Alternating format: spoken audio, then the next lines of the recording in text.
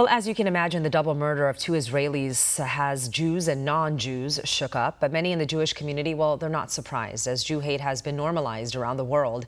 To talk more about this, I want to bring in Rabbi Yaakov Menken. He is the executive vice president of the Coalition for Jewish Values, an organization that represents over 2,500 traditional and Orthodox rabbis. Rabbi, good to see you, obviously not under these circumstances. I also want to start off by congratulating you for being appointed by President Trump to serve on the Religious Liberty Commission as a board member. I'm devastated by this double murder, but what did we think was going to happen when we've allowed, globalizing the Intifada to be mainstreamed? We've allowed this Free Palestine movement to fester Jew hate. Jews have been shouting from the rooftop. By the way, the man who was killed, Rabbi, is a Christian. That's correct. He is a Christian of German origin who fell in love with Israel. That's, that which tells its own story, because he was still murdered for being perceived as a Jew, whether or not he was. Right, exactly. So this is not about freeing Palestine or helping Gaza, because this happened right outside a Jewish museum. It never had anything to do with freeing Palestine. This entire indoctrinated narrative told on college campuses and in the streets is completely obscene. The idea that, Israel is, first of all, the only free country in the Middle East.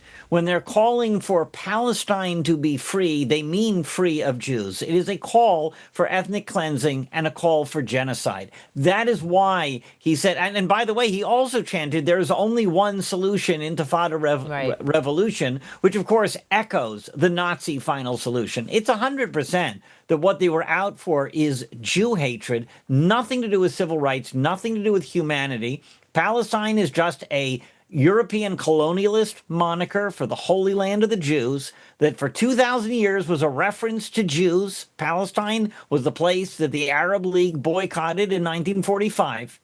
But now, like a hermit crab picks up a discarded shell, Yasser Arafat picked up the name Palestine and now claims that Arabs are the Palestinians. This is an obscenity for anybody who actually learned history. Yeah, I mean, this event that was happening in D.C. was actually about ways to help Gaza, right? So if this monster who killed Jews and a non-Jew really cared about Gaza, he knew what, he would have known what's going on. Do you believe we're seeing a broader movement that is radicalizing people, especially young people, to hate Jews? The stuff we're seeing on college campuses, on our streets, our mainstream media, all the lies. When you have the mainstream media saying just a few days ago, by the way, in the next 48 hours, 14,000 children are going to die. And it was not a fact. Obviously, it was a lie. But the damage was done by the time they came out and said, oh, sorry, not true. Lies travel around the world while the truth is still getting its shoes on. Right. They say that. And that, is nowhere more evident than in the fight over Gaza. If these people had a shred of decency, they would be calling for Hamas to release the hostages. At that point, all of this so-called killing and this so-called genocide would miraculously stop. The idea that the Israelis are out to destroy a people assumes that the Gazans are a distinct people and that Israel wants to kill them at random, which is absolutely an obscenity to anybody who, again, has just a shred of knowledge of what's actually going on over there. You don't commit genocide by dropping leaflets warning people to move. You don't commit genocide by going in person rather than simply bombing the buildings. The Americans laugh at the Israelis. The Israelis will destroy a particular room in the building. The Americans said, in Iraq, if there was fire, if they took fire from a building, that building was gone.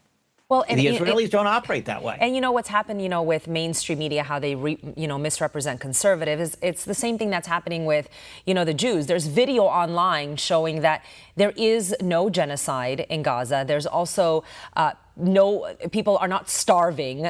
They have, food all over the place. But the mainstream media wants to just ignore these facts. They do it all the time. I want to ask you this, Rabbi. The problem many see is that killing Jews is a political issue. This is a civil rights issue. You mentioned this at the beginning of the segment. That's, look, it's absolutely of course it's a civil rights issue. It's a basic human decency issue. But one of the traits of anti-Semitism, as Lord Rabbi Jonathan Sachs pointed out to the House of Lords in his lifetime, is that Anti-Semitism will always appeal to the highest ideals of a society. If that was religion during the Middle Ages, if that was science, and by the way, it was considered a scientific thing to study how to be a racist in Germany. And then they made, of course, the Jews the lowest of all races. And now it's all about human rights. So they claim that it's a human rights cause to kill Jews. And by the way, if you want to see how partisan this is, I would compare the comments on this video we're doing together right now on OAN with the comments about the killing that appeared on CNN. Yeah. My son happened to tune in. He looked at CNN and one of the conservative networks, and he said, on the conservative networks, it's all about how we support the Jews and get these animals out of our country.